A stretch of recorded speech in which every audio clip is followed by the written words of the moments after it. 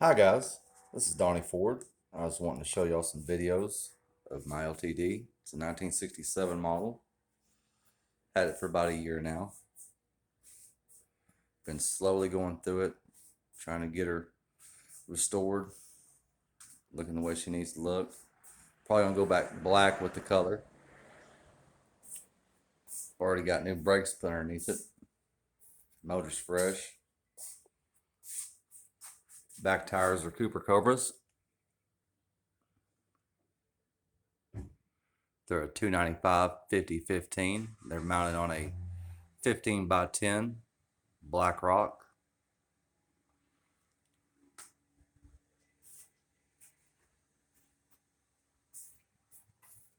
Gonna have a body shop here in town fix all this little bits of rust and stuff and put a new back windshield in it. She was sitting up for a real long time.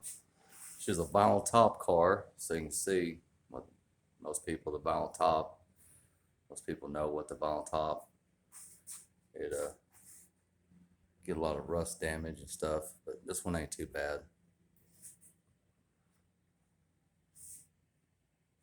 If y'all seen any of my other videos, you know I just got her running, got her where she'll drive down the road.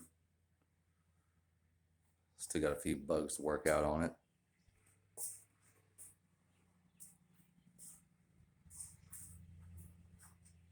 A lot of people don't know that the LTD and the Galaxy 500 are sister cars in 1967. Actually, from 65 up to 76, I believe. Then the Galaxy went away and they kept the LTD. Actually, an LTD2 is what they called it. This car is from Dallas, Texas. It's a pretty rust-free car, except from where the vinyl top was at.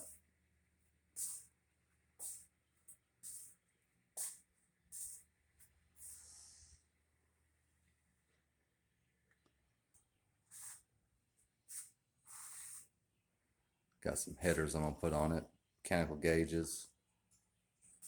Gonna put all the trim back on it.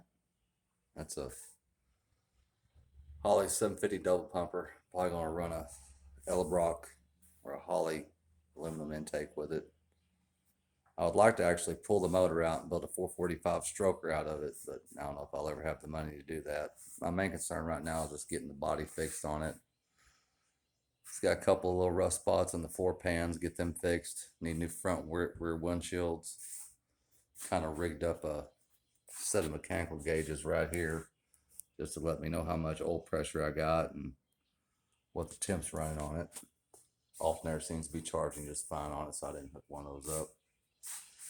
I'll probably end up putting a set of Bosch gauges underneath it. Got my exhaust already ready to be put underneath the car whenever I put the headers on. 2.5 inch exhaust. Probably what I'm gonna go with right now. I would love to put a Trinic T56 Magnum 6-speed behind it, but like I said, I don't know if I have the money for that. Main concern right now is just trying to get the car running and straight. She'll drive down the road. I've almost got her there, but like I said, I still got a few bugs I got to work out on it. You can see the interior. It's sitting with that back glass. It was in a garage, actually a shop, but sitting with that back glass out of it, it just destroyed the interior of the car.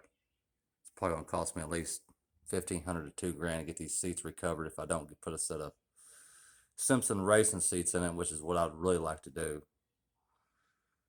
Put a floor shifter in it, something like a B&M or a Hurst.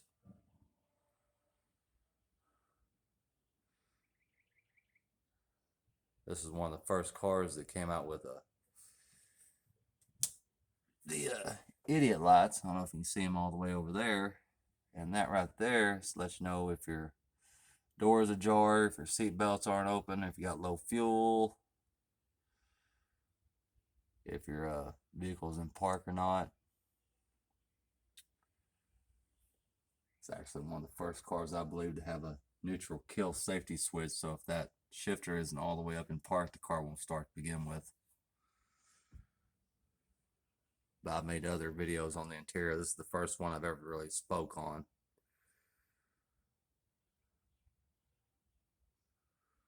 That's a pretty unique steering wheel to the LTDs and the Galaxies.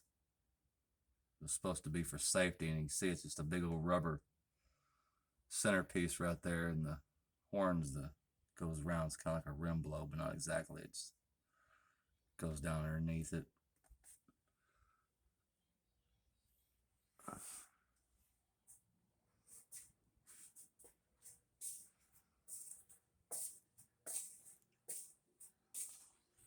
There's no telling how many owners have had this car before me. I've not really ran a Carfax or anything on it, but it's got some rust. But I mean, the door's shut really good on it. The trunk shuts really good. The hood shuts really good.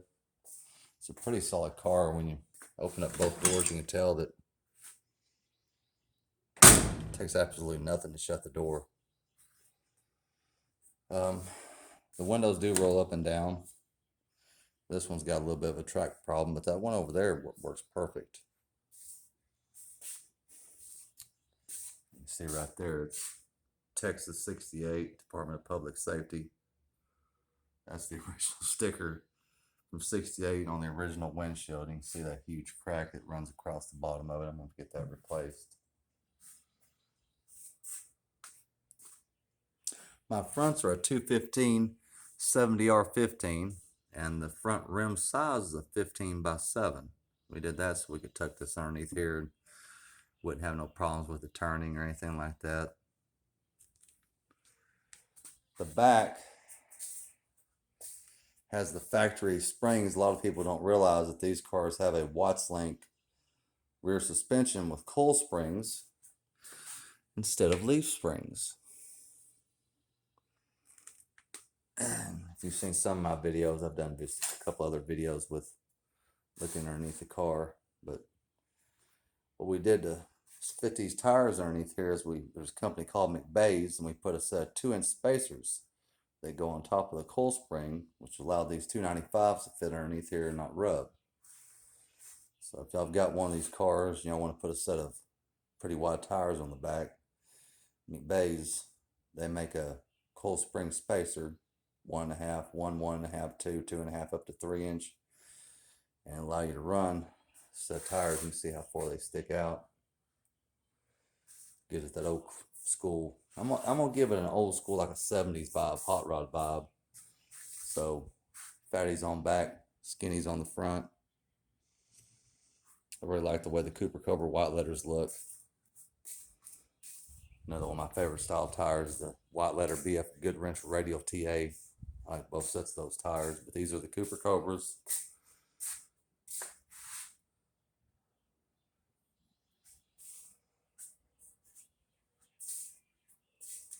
My last video, I got the back end jacked up right now on it,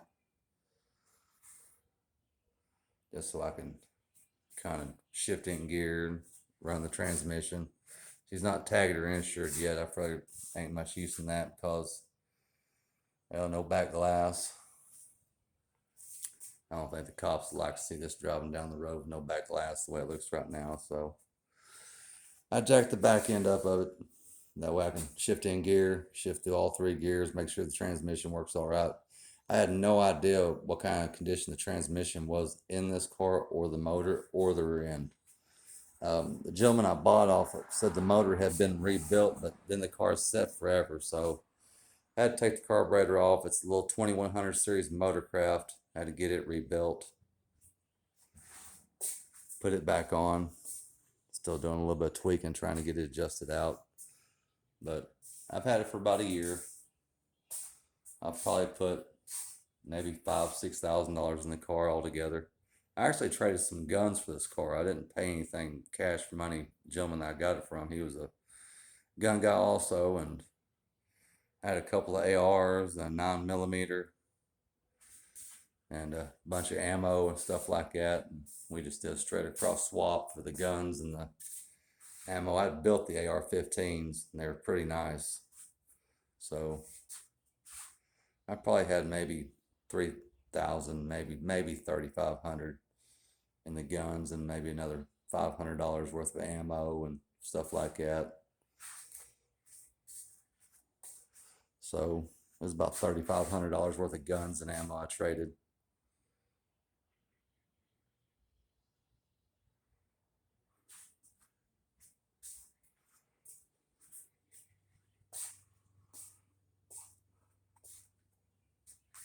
Really love the front end of these cars, the way they look. Double stacked headlights like that.